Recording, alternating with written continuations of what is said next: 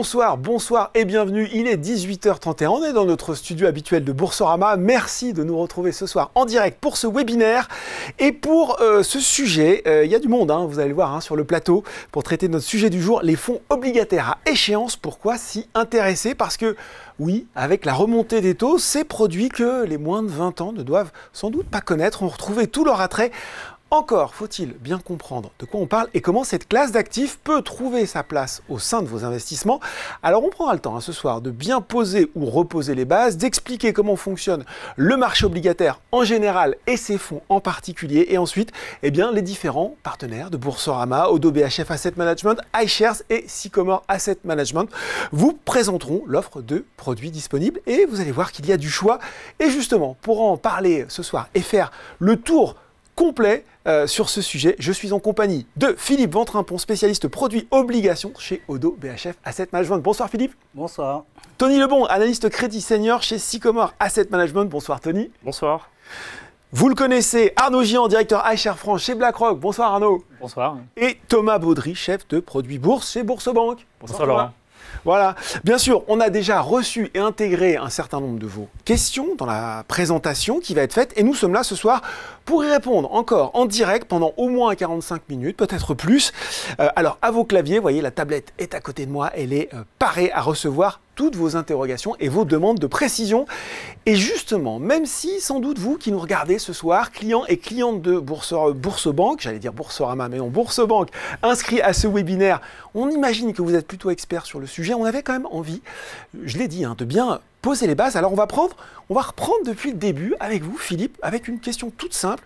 Qu'est-ce qu'une obligation et comment on peut investir, j'ai envie de dire traditionnellement, sur cette classe d'actifs quand on est un investisseur individuel? Alors une obligation, c'est en fait tout simplement un prêt bancaire. Une entreprise pourrait contracter, en général auprès d'une banque, pour financer ses investissements. Sauf que ce n'est pas un prêt bancaire. Une obligation, ce n'est pas la banque qui va prêter, ce sont des investisseurs. En particulier des investisseurs institutionnels, c'est des fonds de pension, des compagnies d'assurance, des gérants d'actifs comme nous autour de cette table. Et le problème pour les personnes physiques, puisque nous avons beaucoup de personnes physiques qui nous regardent aujourd'hui, c'est que la problématique pour elles, c'est acheter une obligation, il faut mobiliser par obligation au minimum 100 000 euros. C'est compliqué tout de suite. Alors, c'est assez compliqué et surtout si on veut... Je me sens un peu exclu, Philippe, je ne vous le cache pas. Ah, moi aussi. En fait. Et en plus, il faut construire des portefeuilles diversifiés. Oui. Donc, ça veut dire qu'il faut mobiliser un capital extrêmement important pour un particulier avant de pouvoir avoir un investissement qui tienne la route. Donc, notre travail à nous tous autour de cette table, encore une fois, c'est d'offrir des solutions d'investissement. Donc, en fait, les solutions d'investissement, ce sont des fonds d'investissement, des fonds obligataires, pour lesquels une somme de 100 euros en général suffit pour commencer à se positionner. Donc, non seulement ça permet d'avoir une bonne diversification, mais ça permet aussi de bénéficier de la recherche fondamentale des gérants dans la sélection des titres qu'il va choisir dans son portefeuille. Bon, là aussi, nos clientes et nos clients, s'ils suivent un petit peu l'actualité, ça ne leur a pas échappé, la remontée des taux.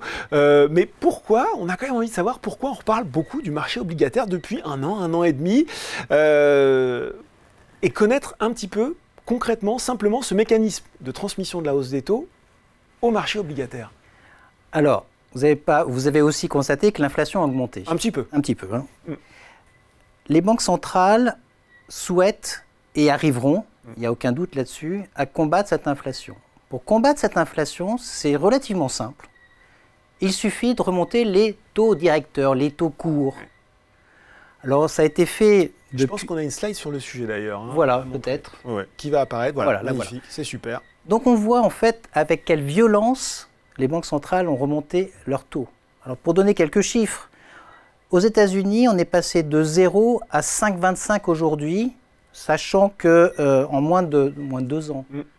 En Europe, pareil, on était à moins 0,50, taux négatif, à 4% aujourd'hui. Donc on le voit, ça a été très violent. Mais j'ai deux bonnes nouvelles. La première, c'est qu'effectivement, on voit l'inflation commencer à revenir dans les clous. Alors, ça commence. On pense, c'est notre notre économiste est convaincu que l'année prochaine, on verra une accélération du reflux de l'inflation pour revenir, peut-être pas en 2024, mais en direction des objectifs des banques centrales. La deuxième bonne nouvelle, c'est que les rendements des obligations en général, comme vous me disiez tout à l'heure, Laurent, ont augmenté. Donc, on retrouve un véritable intérêt à investir dans les obligations. Et en fait, ce qui est très important, c'est dans la constitution maintenant des portefeuilles, les obligations retrouvent leur rôle, leur place qu'elles avaient avant 2010 et depuis tout le temps, qu'on a un peu oublié. Qu'on a un petit peu oublié, effectivement.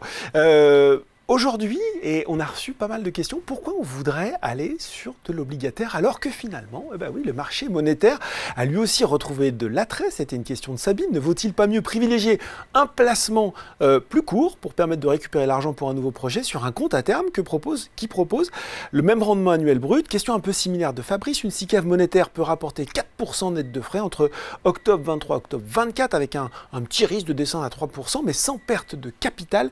Quel est le rendement de ce type de fonds obligataires à échéance? Pour ça, on en parlera. Il reste un risque de sous-performer si les taux se détendent. Plusieurs questions d'une, mais on va peut-être rester sur cette question simple. Finalement, le match monétaire obligataire, pourquoi ne pas privilégier l'un sur l'autre? Alors, cette question est extrêmement importante et je répondrai toujours de la même manière. Chaque épargnant doit connaître quel est le montant minimal d'épargne qui doit être disponible demain matin.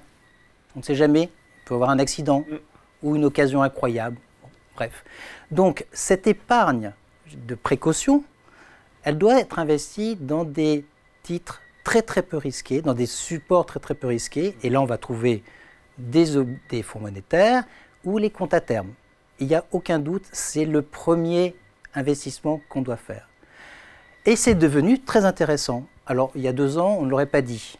Donc, on a vu les taux courts, je le disais tout à l'heure, remonter. Donc, les taux monétaires, les comptes à terme deviennent intéressants.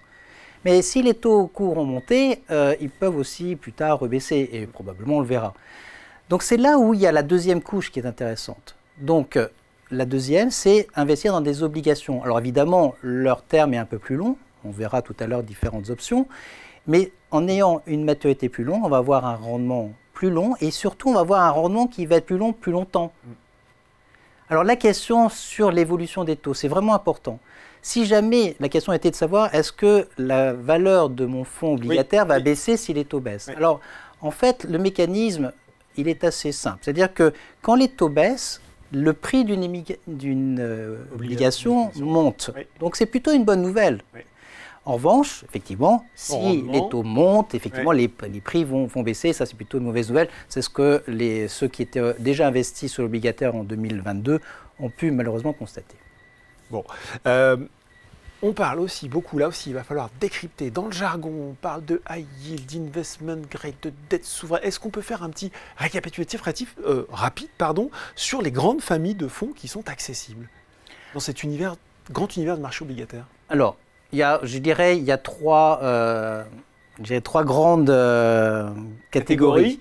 On va parler des obligations souveraines, de la dette d'État, l'OAT en France par exemple, le Bund en Allemagne, les treasuries aux États-Unis. C'est quelque chose une classe d'actifs en soi. Après, on va avoir les obligations, je dirais, d'entreprise au sens large. Et là, on a 2 familles, effectivement. On a les obligations de meilleure qualité, qu'on appelle investment grade, donc qui ont des bilans qui sont plus solides, etc. On peut le dire, voilà, exactement. Ça, bonne visibilité.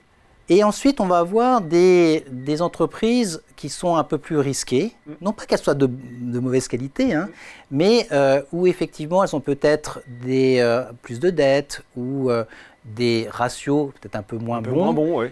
Cependant, donc ces entreprises-là, on dit des entreprises high yield, vont devoir, pour attirer l'épargne, offrir des rendements supérieurs parce que les risques sont supérieurs. Et je crois que là aussi, on a un petit graphique à afficher. Voilà, super, sur le rendement du high yield européen, justement. Et justement, ce qui est très intéressant, c'est qu'aujourd'hui, on est quasiment sur des niveaux de 8% sur des obligations, le marché en général, du high yield en Europe, à un rendement entre 7 et 8%, quasiment 8%. On l'a même dépassé il y a quelques jours. Donc on a des niveaux qu'on n'avait pas vus, regardez tout à gauche, en 2012 en fait. Oui. Donc il fallait remonter il y a plus de 10 ans. Donc aujourd'hui c'est pour ça en fait que vous êtes autour de cette vos écrans, de cette sur table. Ce plateau.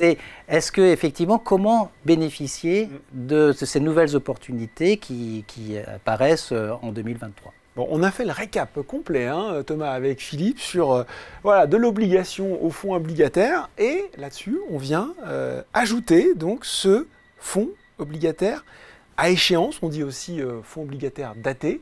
Quelle est sa particularité par rapport aux autres fonds obligataires, Thomas? La particularité, effectivement, du fonds obligataire à échéance, c'est comme son nom l'indique, c'est qu'il a une durée de vie limitée. C'est-à-dire que le gérant compose son fonds et le fonds après a une date de fin à laquelle il est dissous et à laquelle les investisseurs sont remboursés. Donc si on veut rentrer très simplement dans les détails du fonctionnement de ces fonds, on a 3 phases d'existence. La première phase, c'est la constitution du fonds, au cours de laquelle le gérant en fait, compose le portefeuille en investissant dans différentes obligations qui sont de plusieurs émetteurs de façon à diversifier le risque. Et pendant ce temps-là, les investisseurs peuvent rentrer dans le fonds, donc les clients, notamment les clients Boursorama, donc peuvent investir dans ces fonds-là pendant la phase de constitution. Après, certains fonds sont fermés et ne sont plus accessibles à la souscription, d'autres restent ouverts pendant la vie du fonds. Oui. Et donc pendant la vie du fonds, les obligations, on va dire, suivent leur vie et les émetteurs des obligations payent les intérêts au fur et à mesure, remboursent les coupons ou les obligations, on va dire, expirent lorsqu'elles arrivent proches de l'échéance. Et les épargnants peuvent toujours sortir à la valeur liquidative du fonds ou bien entrer si jamais le fonds n'est pas un fonds à fenêtre de souscription. Bon. Et enfin, à la fin, lorsque le fonds arrive à échéance, le fonds est dissous et les investisseurs sont remboursés du capital et des intérêts si évidemment les émetteurs n'ont pas fait défaut. Thomas, question qui a été posée par Sandrine au moment de l'inscription. Ces obligations ont-elles un capital garanti à échéance? C'est une question, mais qui résume de nombreuses questions qui nous ont été posées. Alors non, ce ne sont pas des fonds qui sont garantis, puisqu'ils reposent sur la qualité des émetteurs et sur la capacité des émetteurs des obligations sous-jacentes au fonds à rembourser leurs investisseurs. Donc voilà, on précise, hein, parce qu'il y a eu beaucoup de questions sur le sujet, ce n'est pas garanti en capital. Louis nous avait posé la question, comment la valorisation d'un fonds à échéance peut monter durant sa vie si les taux montent comme cette année? Comment c'est possible, Tony? C'est une très bonne question. Oui. Et j'aimerais y apporter 2 éléments de réponse en fait. Le premier élément, c'est qu'une obligation paie un taux d'intérêt. Donc en fait, l'ensemble des obligations au portefeuille, pendant la durée de vie du fonds, paie des taux d'intérêt qu'on appelle des coupons. Et l'ensemble de ces coupons, de ces taux d'intérêt, sont des contributeurs positifs à la performance. Donc ça, c'était le premier élément de réponse qui est le taux d'intérêt des obligations au portefeuille. Deuxième élément de réponse, l'échéance des fonds, la date d'échéance des fonds.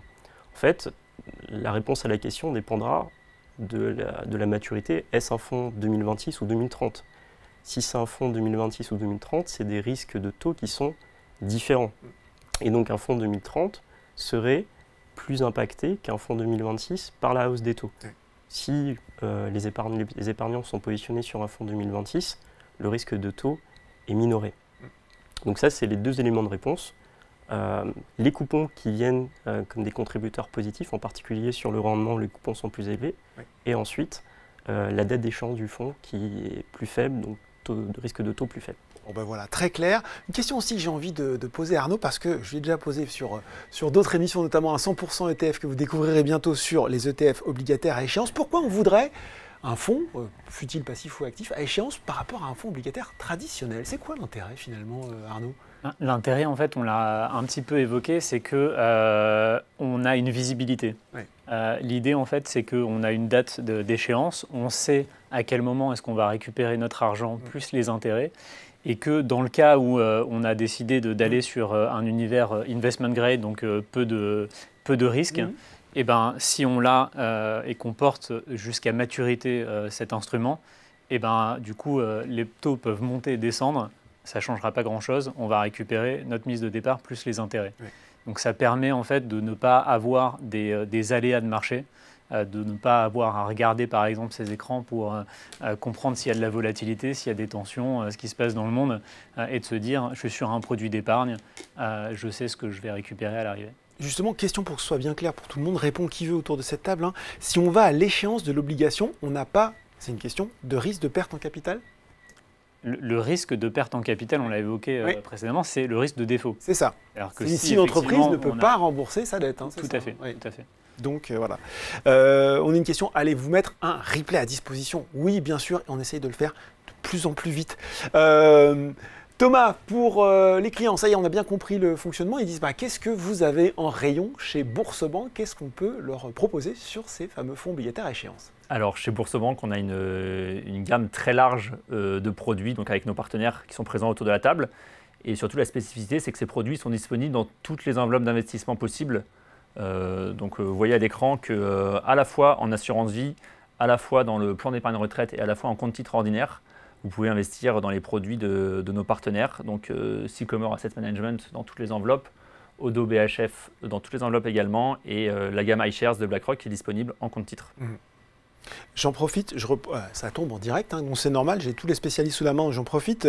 Peut-être Philippe pourrait expliquer à Maurice qui nous demande, mais en fait, quelle est la différence, et peut-être la différence de nature entre un fonds obligataire et un compte à terme? Qu'est-ce qu'on va retrouver dans ces deux produits? En termes d'instruments, alors oui, je pense que c'est la question de Maurice. Alors dans les comptes à terme, vous allez...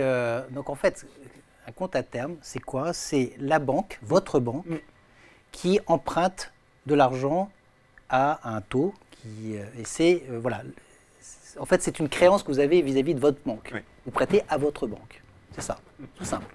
Fonds monétaire, c'est un peu différent, parce que vous allez avoir des instruments de différentes sociétés, on appelle ça des certificats de dépôt, par exemple, mais on va avoir des risques qui vont être beaucoup plus diversifiés. D'accord. Oui. Et un fonds obligataire, c'est des obligations. C'est ce qu'on vient de dire ce soir. Donc on a vu les produits, Thomas. Dans quelles enveloppes on peut les retrouver, ces différents fonds? Alors, ils sont disponibles dans toutes les enveloppes. Et juste pour préciser, les fonds de nos partenaires sont disponibles évidemment sans frais d'entrée en compte titre. Oui. Donc il n'y a pas de frais de courtage, pas de frais d'entrée, pas de frais de sortie sur les fonds de nos partenaires. Et évidemment, en assurance vie et dans le Perrin matelas, c'est également le cas.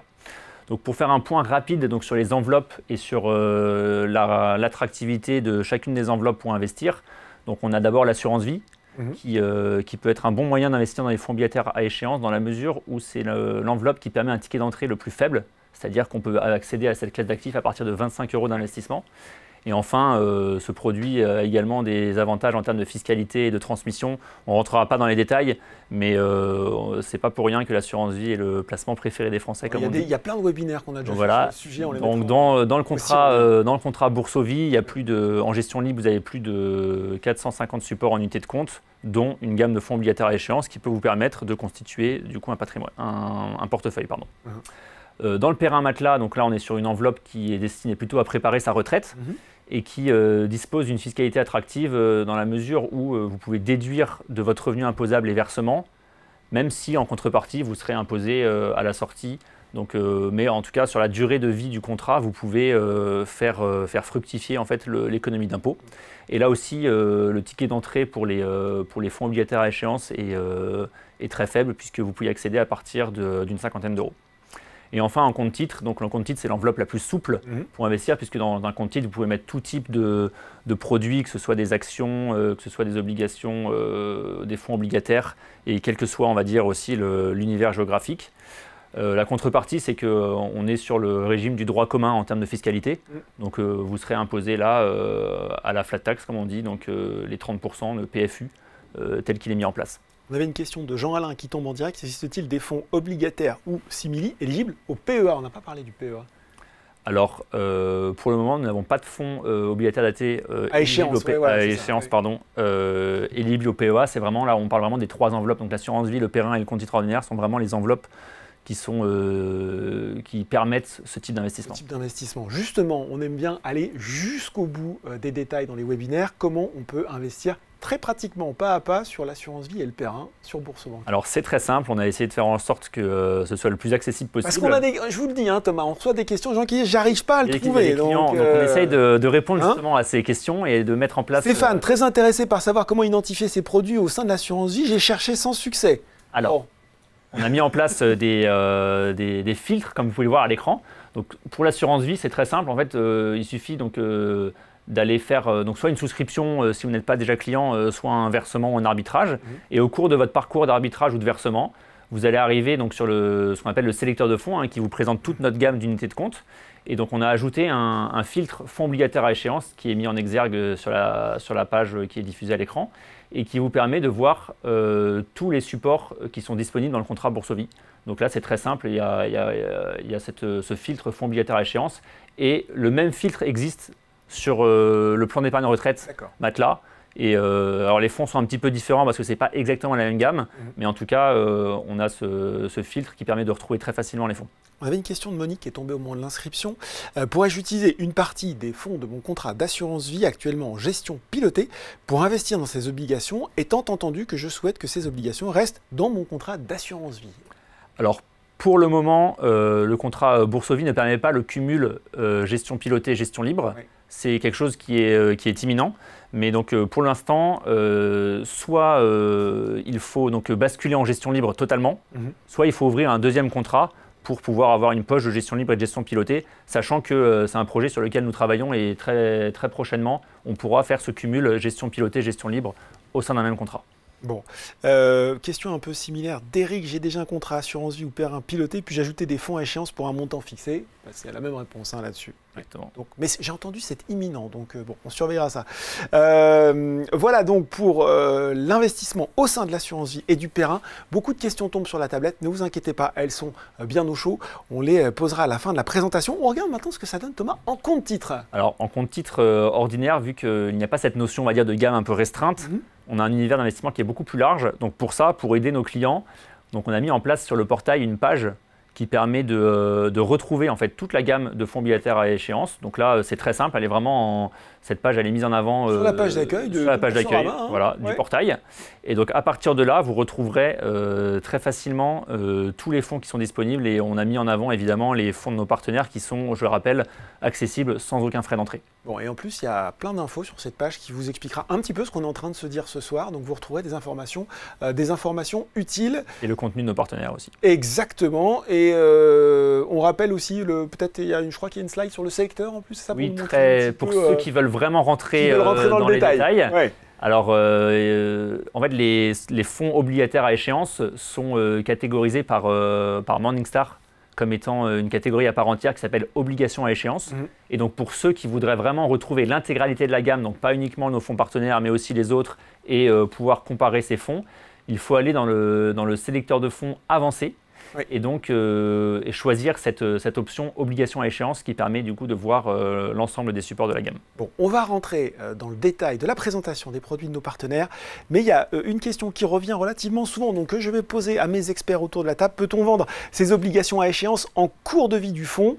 Et j'en ai vu une autre pareille, peut-on sortir du fonds à échéance? Est-ce qu'il y a une échéance? Est-ce qu'on est bloqué? On est bloqué ou on n'est pas bloqué? Qui veut s'y coller? De mon côté, j'aurais plus rien à dire si on répond à toutes les questions. Voilà, la réponse sera oui, on peut sortir dans le cadre de nos produits en tout cas. D'accord. Je rejoins Arnaud, la réponse est la même pour nous. On y arrive. Vous inquiétez pas, il va vous rester des choses à dire, Arnaud. On va donc justement, on va rentrer. Et nous aussi d'ailleurs. Voilà. Qu'à faire, autant finir. Allez. Donc il y a ce sont des fonds qui sont valorisés de manière quotidienne et on peut sortir à n'importe quel moment, tous les jours, bien sûr. Voilà, donc on n'est pas bloqué, on n'est pas collé avec ces fonds à échéance. Justement, je le disais, c'est le moment de rentrer dans le détail des produits. Et à nos intervenants, je vais fixer un petit défi, celle de cocher toutes les cases ou presque de cette question de Sébastien qui a été très exhaustif dans ces demandes de précision. Vous allez voir que nos clients ils sont pointus.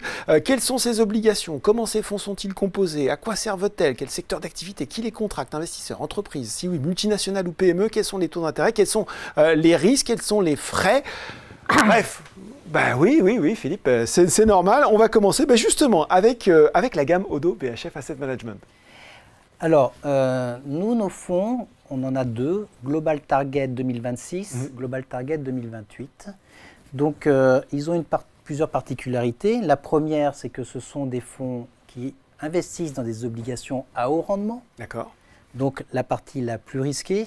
Et donc, ce sont effectivement celles qui offrent des rendements qui sont peut-être les plus élevés par rapport à des obligations investment grade. Oui. D'accord ? Donc, notre particularité également, c'est qu'on n'investit que dans des entreprises, pas dans le secteur financier. Donc, vous faites des comptes à terme avec votre banque, vous avez déjà en fait un risque avec votre banque. Nous, vous n'aurez pas de risque sur le secteur bancaire, ni sur le secteur des souverains. Oui. D'accord ? Il n'y aura pas d'OAT, etc. Oui. On ne travaille que sur des entreprises. Donc, c'est quelque chose d'assez homogène. Notre approche, elle est basée sur de la connaissance intime, fondamentale des entreprises. On a pour cela une équipe qui est assez importante puisqu'on est 9 gérants analystes à ne faire que du high yield. Et donc qui nous permet effectivement de sélectionner des titres qui nous paraissent, aujourd'hui, qu'on les achète, de meilleure qualité. Alors là, je voudrais dire une chose très importante, c'est que ce sont des fonds datés, mais ce sont des fonds qui sont gérés activement. Je rappelle que la vie d'une entreprise, ce n'est pas une ligne droite. Oui. J'avais déjà expliqué dans le passé, ici, autour de cette table, mais une entreprise aujourd'hui, elle peut être en pleine forme. Il se passe quelque chose, que ce soit, rappelez-vous, en mars 2020, ou ça peut être de manière générale ou de manière particulière, où l'entreprise n'est pas capable de rembourser sa dette. Et donc, elle est obligée de restructurer sa dette ou faire défaut. Donc, on ne va pas attendre, évidemment, ce moment-là pour sortir cette position. Et il ne faut jamais attendre. Donc, il faut toujours gérer ce genre de portefeuille sur une base quotidienne. Moi, je dis toujours, une émission obligataire, notamment à yield, c'est comme le lait sur le feu. C'est tous les jours que ça se regarde. Hein, ce n'est pas toutes les semaines. Non, c'est tous les jours. Donc, il faut des ressources et on les offre. Donc, ensuite, on va avoir la deuxième contrainte, c'est qu'on se limite. Donc, on se limite pour le fonds 2026. On peut investir sur des obligations qui vont avoir une maturité jusqu'au 1er juillet 2027. D'accord. On donne 6 mois de battement, on va dire, oui. Et sur 2028 aussi, pareil, 6 mois de battement. D'accord. Mais on n'a pas de dette perpétuelle. Hein, c'est vraiment la date limite dure. Que dire également ? Donc, l'important, c'est d'avoir des portefeuilles qui sont très diversifiés. Hein, plus on est risqué, entre guillemets, plus il faut se diversifier. Donc là, on a au minimum, vous le voyez, hein, sur chacun des fonds, plus de 100 émetteurs différents. C'est ça, j'avais une question, combien de sociétés au sein d'un fonds Oui, au moins. Pour le high yield, pour nous, on est confortable à partir de 100. On en a plus, mais à partir de 100, ça a du sens. Voilà. Qu'est-ce que j'ai oublié de dire ? Sur la nature des entreprises qu'on retrouve dans ce fonds ? Alors, on trouve, donc on a effectivement aussi un peu nos visions. Aujourd'hui, dans le contexte actuel, même si on ne pense pas qu'on rentrera en récession, on est quand même dans une économie qui ralentit, donc on est très attentif sur certains secteurs. Par exemple, en particulier, on n'aime pas du tout le secteur de l'immobilier. Vous n'aurez pas d'exposition sur l'immobilier dans nos fonds. On trouve que c'est... Certaines craintes en ce moment. Certaines craintes, et on l'a depuis de longs mois. Et aujourd'hui, on n'a pas véritablement de raison de changer d'opinion. On est aussi attentif sur des secteurs très cycliques, donc sur la chimie, par exemple, sur la construction, sur les secteurs, comme on appelle ça, l'empaquetage en français, le packaging en anglais, qui sont effectivement liés au marché. Et donc, alors ça ne veut pas dire que sur les autres, on n'a pas d'exposition, mais on va plutôt être sur des maturités plutôt courtes, parce qu'on va avoir une meilleure visibilité. Là où on est à l'aise, ce qu'on aime bien, c'est les secteurs des télécommunications, de la santé, tout ce qui est autour de la nourriture, des boissons, etc. Pourquoi ? Parce qu'en fait, quel que soit l'environnement, grosso modo, ce sont des sociétés, le chiffre d'affaires reste relativement stable, et on a une bonne visibilité. Et là, on va pouvoir aller sur des maturités peut-être un petit peu plus longues. Bon, n'hésitez pas, hein, si vous avez des questions sur cette gamme de fonds, Oddo BHF Global Target, vous pouvez continuer à les poser. Je vais passer à vous, Tony, pour nous parler du fonds de Sycomore Asset Management qui s'appelle SycoYield 2026. Effectivement, je suis ravi de pouvoir vous présenter SycoYield 2026 aujourd'hui parce que je pense que c'est un produit chez Sycomore qui, je pense, correspond à beaucoup de besoins qu'on a entendus, notamment des besoins de qualité, de visibilité et également de sélectivité. Le premier atout, je pense que SycoYield 2026 possède, c'est la qualité qu'il offre, la qualité des obligations au portefeuille. Et je rejoins tout à fait ce que disait Philippe tout à l'heure. Nous chez Sycomore, on a fait le pari d'avoir un positionnement qui est un peu plus axé qualité, un peu plus focus qualité. On a 2/3 des obligations en portefeuille qui sont soit sur la partie la plus qualitative du haut rendement, qui est le WB. D'accord. Soit... Donc on rappelle, parce que c'est un peu technique tout ça, les notes de crédits d'entreprise, voilà, les entreprises sont notées et à chaque segment de notation correspond finalement une catégorie de dette, quoi. Tout à fait. Et ce que disait Philippe tout à l'heure, c'est que la partie high yield, oui, au rendement, le plus qualitatif, c'est le WB, oui, et le moins qualitatif, c'est le triple C, pour faire simple. Oui. Et nous, les 2/3 du portefeuille, c'est sur ce WB, et la catégorie investissement, oui, qui est la partie la mieux notée, ça va du triple A au triple B. Donc c'est le positionnement qu'on a pris le parti d'avoir. Et également, la qualité, c'est la diversité. Donc qui dit diversification, c'est un peu moins de 70 émetteurs en portefeuille. Donc ça, c'est sur la partie qualité. Le deuxième élément que j'aimerais mettre en avant sur Seacoil 2026, c'est la visibilité. Et la visibilité, ça commence par quoi? Ça commence déjà, une partie de la réponse est dans le nom, Seacoil 2026, c'est 2026. Donc on a une durée de vie restante sur le fonds qui est assez courte. Nous, on juge en tout cas relativement courte, c'est un peu plus de 3 ans. Et donc, quand on parlait de risque de taux tout à l'heure, sur ce type d'échéance, le risque de taux est minoré par rapport à un fonds d'échéance plus longue.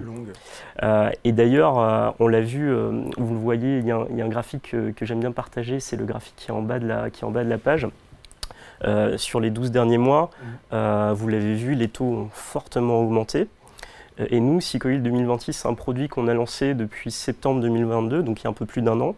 Et sur cette période-là, le fonds a affiché une performance brute de frais de contrat d'un peu plus de 5%.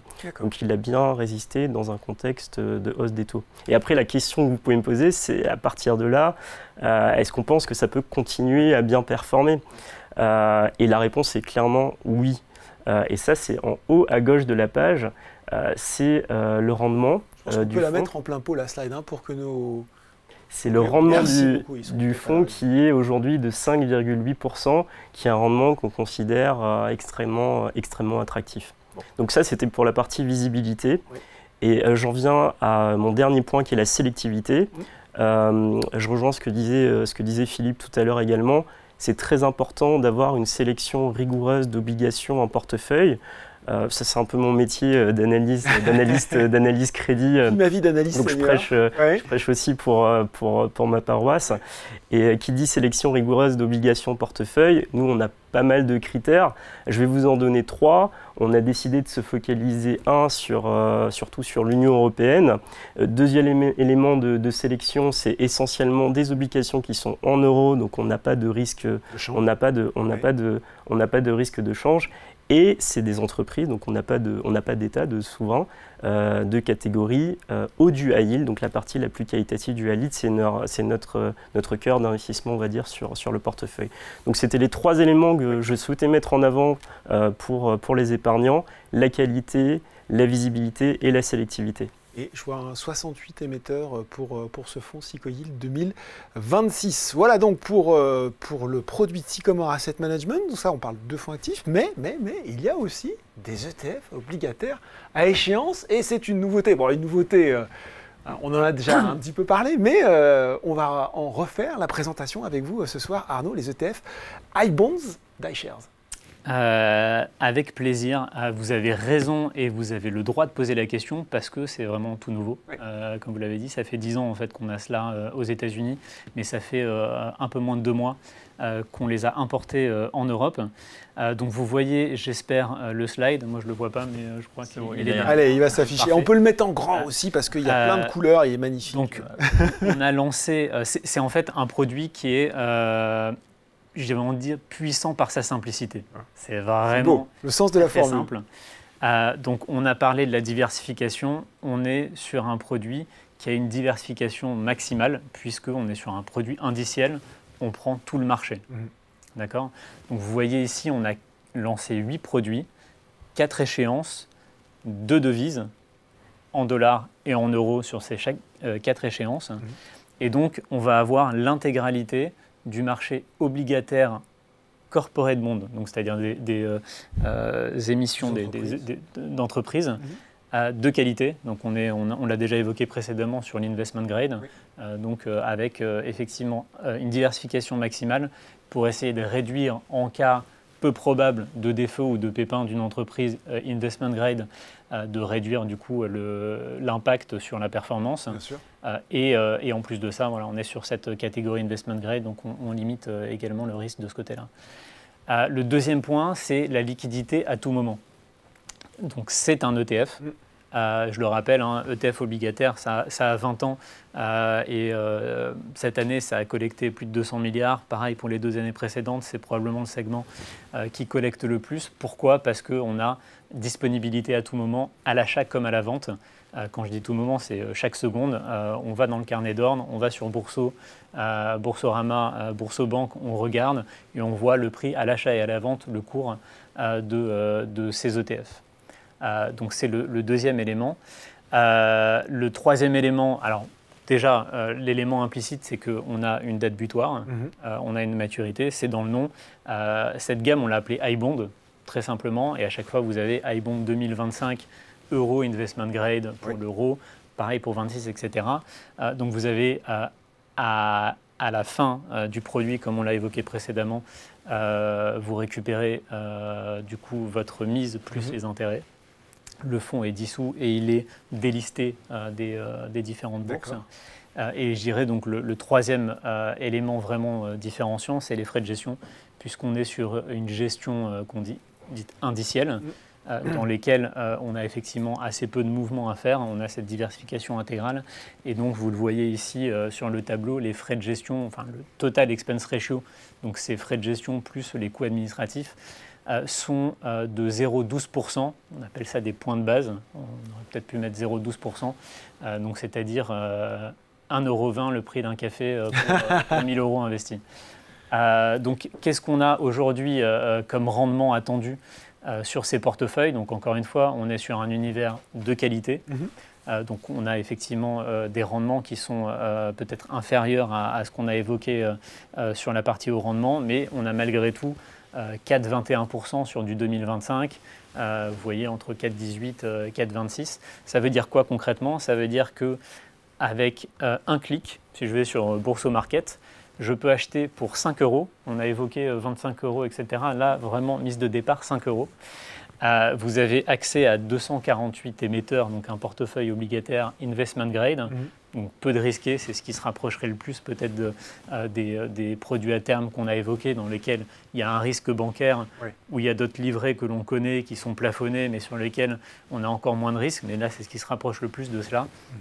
Et donc avec un taux brut de 4,21 attendu, je vous laisse calculer le net en retirant 0,12%, oui, c'est ça, pour la promesse à l'arrivée.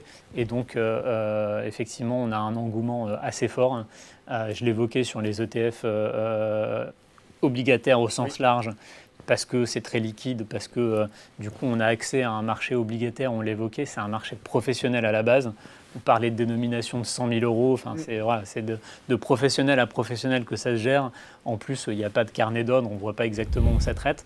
Là, en fait, on a un produit très simple qui se rapproche vraiment d'une obligation diversifiée, mais qui est accessible à vraiment tout investisseur, 5 € visible, etc. Donc on a effectivement un engouement. La gamme américaine dont je faisais écho, qui a certes 10 ans, aujourd'hui on retrouve plus de 30 produits et on retrouve 30 milliards sous gestion, dont 15 qui sont sur les 12 derniers mois. Eh oui, donc un engouement réel sur cette, en tout cas cette nouveauté sur le marché français. On rappelle aussi que ces produits, Thomas l'a dit, vous pouvez les retrouver sur cette page qu'on a consacrée sur les fonds obligataires à échéance. Voilà pour cette présentation. Il y avait une question, existe-t-il des ETF à échéance? Voilà, Arnaud vient de répondre à la question. On va passer aux nombreuses questions qui à la fois ont été posées au moment de l'inscription et qui continuent à tomber en direct. On va revenir, puisque ça revient justement sur la liquidité de ces produits. Arnaud, vous avez répondu. Messieurs, vous pouvez faire un petit rappel éventuellement sur la liquidité de ces fonds? La liquidité, c'est comme un fonds classique, C'est ça. un fonds action. Donc si vous voulez sortir aujourd'hui, c'est une fois vous envoyez votre ordre et il sera exécuté après la cut-off, je sais pas comment vous appelez ça. Valeur liquidative. La valeur liquidative qui est définie à la fin de la journée. Quoi, en fait. On avait une question pour Tony. Le fonds Sycomore a une période de commercialisation continue, donc si beaucoup d'investisseurs investissent mi-2025 ou si les taux rebaissent, cela diluera le rendement, point d'interrogation. C'est une très bonne question. En fait, c'est la raison pour laquelle on a décidé de garder la période de commercialisation continue, c'est parce qu'on trouvait que les configurations de marché étaient extrêmement attractives. Je parlais tout à l'heure sur la présentation d'un rendement brut à date de 5,8%. Nous, c'est un rendement qu'on considère qui nous permet aujourd'hui d'investir sur différents types de secteurs, différents types de notations, tout en prenant des risques qu'on considère mesurés par rapport à la rémunération attendue par les épargnants. Donc, pour résumer sur la période de commercialisation continue, la configuration de marché est toujours attractive, et 2, ça nous permet d'avoir une diversification qui reste suffisante pour les risques qu'on prend pour les épargnants. Bon. Question, on y a déjà répondu, mais c'est aussi la mission de ces webinaires, de bien préciser les choses. Elle est pour vous, Thomas. Est-ce qu'on peut accéder à ces produits échéances dans un PEA et y a-t-il des ETF éligibles au PEA? Alors, des ETF éligibles au PEA, oui, mais je pense que là, on fait référence aux ETF obligataires à échéance. Alors, on l'a déjà dit, on le répète, aujourd'hui, ce sont des produits qui ne sont pas accessibles via le PEA, et ils sont accessibles via l'assurance vie, le plan d'épargne retraite et le compte titre ordinaire. J'avais une question aussi sur le PEA PME. Même chose, pas accessible via le PME. Non, mais on a toujours la possibilité de s'exposer au marché obligataire sur le PEA-PME via donc ce qu'on appelle le crowdfunding immobilier, puisque c'est un produit que la loi Pacte a rendu éligible au PEA-PME et qui est finalement une obligation high yield, on va dire en ce moment, étant donné le marché immobilier, on va rester prudent. Mais finalement, c'est le principe d'une obligation. Vous prêtez de l'argent à un promoteur qui vous rembourse à échéance. Et ces produits, effectivement, sont éligibles au PEA-PME. Il est fort, Thomas, parce qu'il y a un webinaire sur le sujet la semaine prochaine. Donc, vous pouvez vous inscrire aussi pour en savoir plus, justement, sur les offres de crowdfunding immobilier. Louisie nous demande si on vend avant l'échéance du fonds. Quid du rendement? Qui veut répondre à cette question? Je veux bien. Allez-y, Philippe. Je trouve que c'est une très bonne question, en fait. C'est une très bonne question parce que je pense que c'est une très bonne idée de vendre un fonds à échéance avant l'échéance. Exactement. On apprend des choses ce soir. Pourquoi là, je parle au nom des fonds à échéance à haut rendement, qui ont une petite particularité, c'est que les émetteurs, les sociétés, les directeurs financiers de ces sociétés ont le droit de rembourser les investisseurs avant la maturité de l'obligation. Ce n'est pas le cas sur les obligations investment grade. Mais c'est courant en fait sur le high yield. Donc ça veut dire que pendant quelques années, ils ne peuvent pas le faire tout de suite, il faut qu'ils attendent 2-3 ans à peu près. Donc je pense que rester investi dans un fonds à échéance pendant les 2-3 ans, ça permet d'avoir effectivement une bonne visibilité sur son portage, sur le rendement qu'on peut espérer. Ce qui est aussi intéressant, c'est que dans 2-3 ans, justement, en fait, la maturité de votre fonds, si on regarde 2028, il restera combien? 2-3 ans. Ce qui est très intéressant, c'est que plus on se rapproche de la maturité du fonds, et donc des obligations qui le constituent, toutes choses étant égales par ailleurs, imaginons que tout reste stable, donc évidemment la prime de risque va être plus faible, puisque la maturité est plus faible. Donc si on vend avant, on aura donc reçu notre portage et on peut peut-être, je mets toutes les précautions nécessaires, mais vendre dans des conditions de marché où les rendements sont plus bas, et si les rendements sont plus bas, rappelez-vous, je l'ai dit tout à l'heure, les prix des obligations sont plus hauts. Donc on peut avoir peut-être un petit gain en capital en plus. Et ça, c'est peut-être une bonne idée. Et après, avec l'argent, vous en faites ce que vous voulez. Vous achetez des actions, vous refaites un fonds à maturité si vous estimez que les rendements du moment sont attractifs avec une maturité plus longue. Donc oui, je pense que c'est quelque chose qu'il faut regarder avec attention et ne pas hésiter à le faire. C'est pas parce que c'est à maturité que vous êtes obligé de passer jusqu'à la maturité. Je vais peut-être aussi rebondir, parce que moi on est dans l'autre extrême avec un univers de qualité, donc on a un peu moins cet effet-là. Ouais. Mais si j'essaie en fait de schématiser, mettons qu'on soit investi ou qu'on cherche à investir sur du 2025, on a vu les rendements 4,2, il reste 2 ans et un trimestre. Donc globalement, vous mettez 100 aujourd'hui. Ce que vous espérez récupérer, c'est 110 à l'arrivée.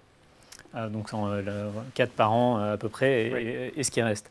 Et en fait, la trajectoire pour aller à 110, elle n'est pas forcément linéaire. Sauf si les taux ne bougent pas, si rien ne bouge, ok, ça va faire ça. Chose étant égale, pareil. Exactement. Mais en fait, comme vous l'évoquez, dans l'idée, il y aura peut-être des mouvements de taux. Donc si les taux, comme Philippe l'évoquait, se mettaient à baisser, et ben, du coup, on ferait en fait un bond, on irait beaucoup plus vite vers 110. Vers cet objectif. En fait, on tend toujours, donc ça veut dire qu'on n'ira pas à 115. Mais on va tendre plus rapidement vers 110. Et donc si on fait les 3/4 du chemin en un an, ben, on va peut-être retirer avant et se dire, du coup, j'ai mon argent à disposition et je vais faire autre chose s'il y a quelque chose de plus attractif. Mais au moins, l'avantage, c'est que vous savez malgré tout que si jamais vous voulez le garder jusqu'à maturité, l'idée c'est de récupérer les 110 à l'arrivée et de ne pas avoir tous les aléas de marché. Ouais. Olivier s'inquiétait de savoir s'il y avait des pénalités si on sortait avant l'échéance. On n'a pas de pénalité si on sort avant l'échéance. Alors ça dépend comment est calculé. Nous on a 2 fonds. D'accord. Il y avait l'ancienne méthode que l'AMF nous demandait de faire sur le 26, de valoriser à un prix offert, etc. Donc pour revenir sur des choses normales, pendant la période de commercialisation uniquement, on avait 1% de frais de sortie. D'accord. Pour le fonds 2028, on revient sur des choses tout à fait normales, enfin. Et donc, on se retrouve comme n'importe quel fonds action. Donc voilà, tout est valorisé à un moment donné, etc. Donc il n'y a pas de modification, il n'y a pas de frais de sortie spécifiques. Ça, c'est pour vous, Thomas. Où est-ce qu'on peut retrouver ces obligations dans Bourso Markets? On l'a expliqué, mais allez, on fait aussi là aussi un rapide récapitulatif. Donc le récapitulatif, c'est très simple, c'est sur la page d'accueil du portail Boursorama. Vous avez une page fonds obligataires à échéance qui vous permet de voir l'ensemble de la gamme de nos partenaires. Et pour ceux qui veulent chercher de façon plus approfondie, c'est dans le sélecteur de fonds directement. Voilà, et c'est la rubrique avancée, je crois, du sélecteur de fonds pour retrouver. Donc il y a deux, faites attention parce qu'il y a deux onglets. Donc le premier, le plus simple, c'est le basique, et vous avez avancé, et c'est là que vous trouverez la rubrique fonds. Effectivement, sur le moteur simple, vous pouvez avoir tous les fonds obligataires, mais comme les obligations à échéance, c'est une sous-catégorie d'une catégorie, eh bien, il faut aller dans la recherche dite avancée. Bon, mais Thomas, il travaille d'arrache-pied pour rendre tout ça plus simple. Il fait le siège de mon bureau pour trouver des meilleures solutions, donc on va améliorer ça.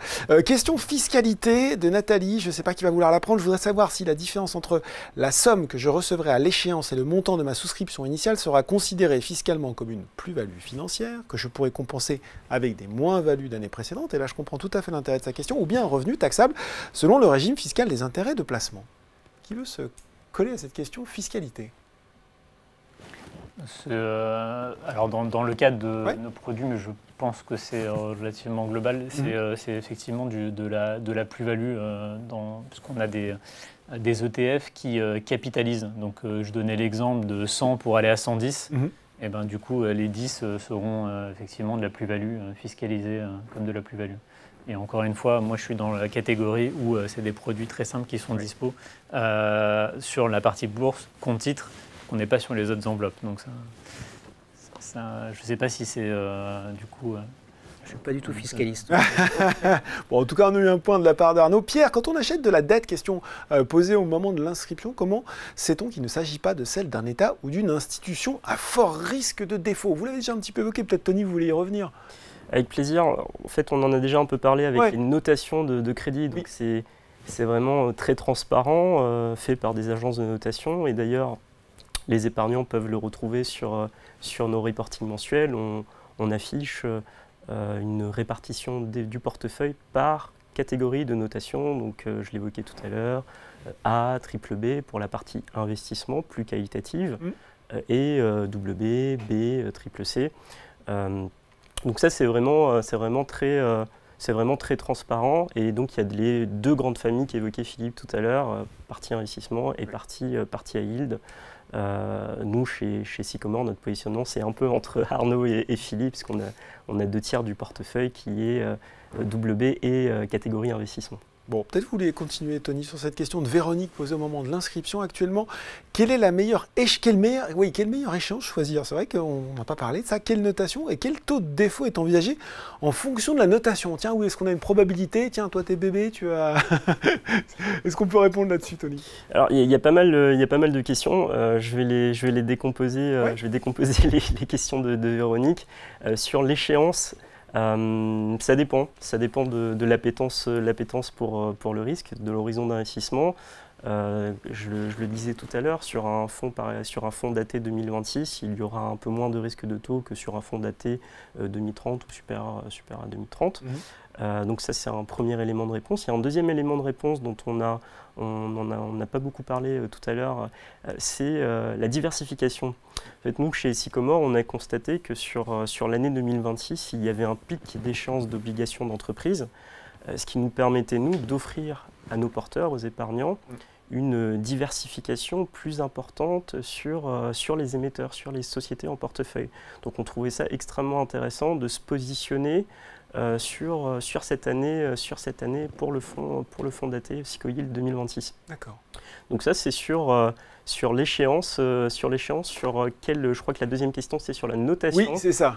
Et le taux de défaut, est-ce qu'on a un taux de défaut associé à une notation voilà. C'est une bonne question auquel je vais essayer de fournir une réponse assez simple. Il y a des études longues qui sont faites par des institutions, notamment des agences de notation sur les taux de défaut. Donc c'est pas moi qui vais donner ces chiffres. Et nous, par exemple, sur notre cœur d'investissement qui est le double B, on a des taux de défaut historiques sur période longue de plusieurs dizaines d'années d'un peu plus de 1% par an. Comment il faut regarder ce chiffre? En fait, moi, je le compare au rendement brut du fonds qui est de 5,8%. Et en fait, on peut constater que ce rendement brut vient très largement compenser le risque de défaut sur la durée de vie du fonds daté. Bon, voilà, super pour cette explication. Je vais juste peut-être donner un petit exemple, parce que quand on regarde par exemple sur notre gamme, où du coup on a 4 maturités, on est dans un mouchoir de poche en termes de rendement sur l'euro. Donc en tout cas dans notre investment grade, donc entre 4,18 et 4,26. Donc le choix ne va pas forcément se porter en se disant ah bah tiens, je vais avoir 0,02% par rapport à l'autre, 1% de plus de l'autre côté. Oui. Mais Philippe l'évoquait en fait.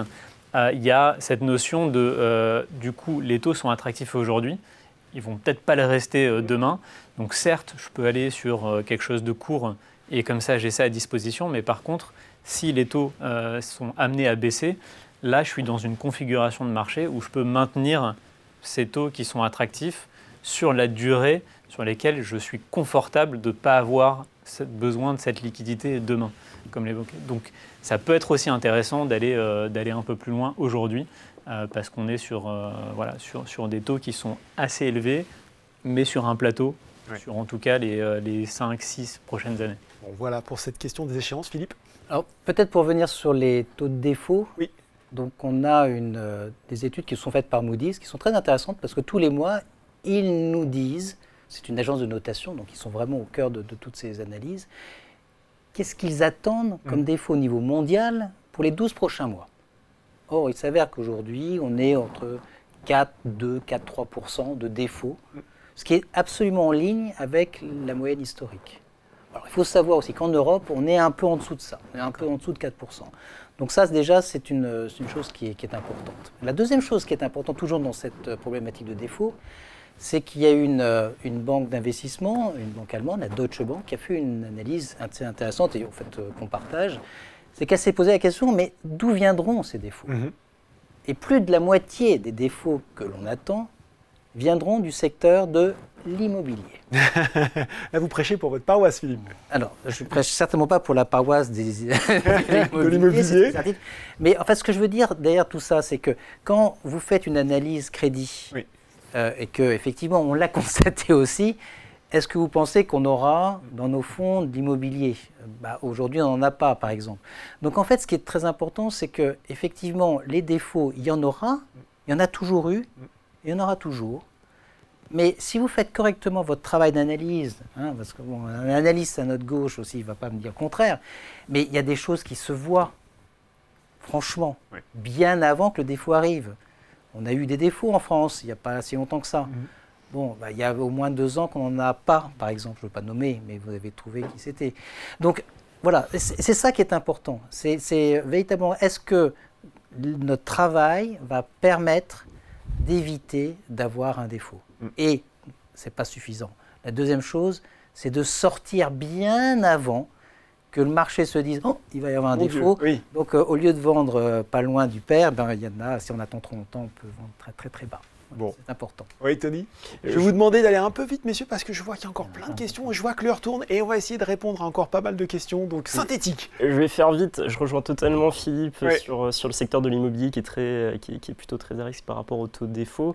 Et j'ajouterais qu'en fait, les quelques défauts qu'on observe, notamment en Europe, c'est pas tant la conjoncture en fait qui ne vient qu'exacerber, qui précipite le défaut des sociétés, mais c'est lié à des problèmes structurels qui remontent d'avant la dégradation de l'économie. Donc c'est des problèmes qu'une analyse fondamentale, rigoureuse, permet d'identifier bien en amont de la dégradation de l'économie. Bon. Voilà pour cette réponse complète sur les taux de défaut. Réponse rapide de Thomas. On rappelle, question d'Annie, question de Pierre, comment retrouve-t-on les produits éligibles en assurance vie? Peut-être d'ailleurs qu'on peut remontrer la slide à l'écran que vous aviez, bien sûr. Vous aviez parlé, Thomas. Donc les produits éligibles à l'assurance vie, c'est très simple. Donc si vous êtes client, donc vous allez faire un parcours de souscription, enfin un parcours de versement ou d'arbitrage. Si vous n'êtes pas encore client, vous faites un parcours de souscription et c'est dans notre sélecteur de fonds spécifique à la gamme assurance vie que vous allez retrouver les supports qui sont disponibles. Voilà, et comme ils sont super en régie, ils nous ont remis la slide avec le nom des fonds, c'est super. Question pour Arnaud, comment l'indice sur lequel est basé l'ETF pondère les obligations qui en font partie? Comme je l'ai évoqué, en fait, on a l'intégralité du marché dans l'indice. On est sur diversification maximale et donc c'est pondéré par le montant de la dette. Pour faire simple, en fait, pour garder la pondération plus importante lorsqu'il y a des émissions plus importantes. Et ça permet en fait d'assurer une bonne liquidité à l'intérieur du fonds. Donc c'est en fonction de la taille d'émission de chaque obligation. D'accord. Tout simplement. Fred, question pour Thomas. Peut-on investir en arbitrant de l'euro dans un contrat? Ah, c'est technique, attention. Enfin, technique, c'est plutôt de savoir si c'est possible dans un contrat d'assurance vie Boursorama transféré de chez ING. Oui, la réponse est oui. Donc les contrats dits ex-direct, donc les fonds sont tant disponibles dans les contrats Boursorama que dans les contrats qui nous viennent d'ING. Donc c'est tout à fait possible. Les fonds sont disponibles dans les 2 enveloppes. Alors, question de Sabrina.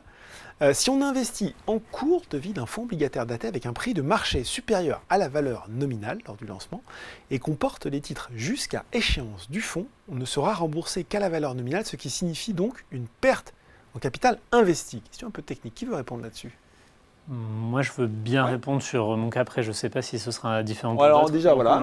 Alors, sur les ETF, vous avez un prix à tout moment de la journée de 9h à 17h30 au moment du lancement jusqu'à la date de fermeture. Donc le prix bouge tout le temps. Le prix va bouger en fonction des prix de marché. Lorsque vous allez le payer plus cher, ça veut juste dire qu'il y a eu une baisse des taux entre le moment du lancement et le moment où vous l'avez acheté. Ce que vous pouvez faire par contre, c'est avec ce prix, savoir quel est le rendement de votre investissement lorsque vous l'avez acheté par exemple 101 au lieu de 100 qui était à l'émission. Donc là, en fait, ça vous donne le nouveau taux actuel de rendement de votre investissement. Et donc, aujourd'hui, j'ai montré du 4,21%. Ça fait un mois qu'on les a lancés. On était peut-être à 4,15 ou 4,08 au moment où on les a lancés. Là, maintenant, les rendements sont un peu supérieurs. Et donc, l'investisseur qui est rentré avant, il aura son 4,08. L'investisseur qui rentre aujourd'hui, il a 4,21. Et peut-être que demain, ce sera du 4,10, etc. Mais donc, on a effectivement un rendement qui est en fonction du prix auquel on aura acheté le produit. Je crois que c'est un peu la question de Jean-Louis aussi. Les rendements évoqués sont-ils les rendements depuis l'émission jusqu'à ce jour ou bien le rendement attendu entre un achat aujourd'hui et une cession à la clôture du fonds? C'est ça. C'est ça, hein, c'est un peu cette même question que nous posait Jean-Louis. Philippe? C'est pas pareil pour les fonds Oui. datés à haut rendement. Pourquoi? Parce que je l'ai dit tout à l'heure, Oui. les émissions, elles peuvent être remboursées avant Oui. la maturité prévue. Oui. Et donc, alors c'est très bien, il n'y a pas de défaut, ils remboursent. Oui. Sauf qu'il faut qu'on réinvestisse le montant. Je vous coupe, Philippe, parce que ça répond aussi, c'est une question qui a été posée en cours de vie du fonds. Est-ce que les entreprises ont la possibilité de racheter leurs dettes, ce qui obligerait le gestionnaire de fonds à racheter d'autres dettes qui seraient moins rémunératrices? Exactement. Oui, mais voilà. Voilà, il doit connaître la réponse. Donc voilà, donc ça c'est vraiment une spécificité. Alors pourquoi l'entreprise le ferait? Parce que probablement elle peut réémettre de la nouvelle dette, Oui. en général sur une maturité plus longue, moins chère, Mhm. ou plus longue simplement, au même prix. Mhm. Donc ça veut dire effectivement, donc on est content, on a été remboursé peu de dettes. En fait, il va falloir qu'on réinvestisse. Et effectivement, comme on est sur une maturité en général plus courte, on va se retrouver avec, encore une fois, toutes choses étant égales par ailleurs, avec, pour une même qualité, bien évidemment, on ne va pas acheter des obligations d'émetteurs qui ne nous plaisent pas, probablement un rendement inférieur. Donc aujourd'hui, à partir du moment où on inclut une seule émission à yield dans un portefeuille, une seule, on ne peut pas vous garantir, on ne garantit jamais, mais on ne peut pas prévoir de manière aussi juste que le monde investment grade ce qu'on peut espérer à maturité. Et bien voilà, réponse là aussi complète sur le sujet. Chris nous demande qu'appelle-t-on la performance embarquée des fonds à échéance? Les fonds en question ne ramassent-ils pas sur le marché des fonds obligataires décotés? Qui veut répondre à cette question? Non, ça vous inspire pas celle-là? J'ai pas tout à fait compris la question. Donc. Bon, Est-ce qu'on peut la répéter parce que Alors, on va répéter la question. Question de Chris. Qu'appelle-t-on la performance embarquée des fonds à échéance? Les fonds en question ne ramassent-ils pas sur le marché des fonds obligataires décotés?